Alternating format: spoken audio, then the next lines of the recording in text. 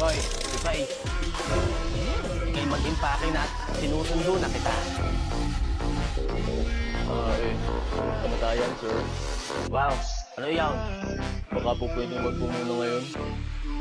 Marami pa akong gagawin eh. Nakaw, ay hindi po pwede ang iyong gustaw. Sapagkat ako rin, din sa aking listahan. Eh, ikaw ang una sa mga mamamatay ay. Ah, ganun po ba? Ay, ganun na nga. Sige po. Tatapusin ko muna itong ginagawa ko. O siya, sige, basta't bilisan mo.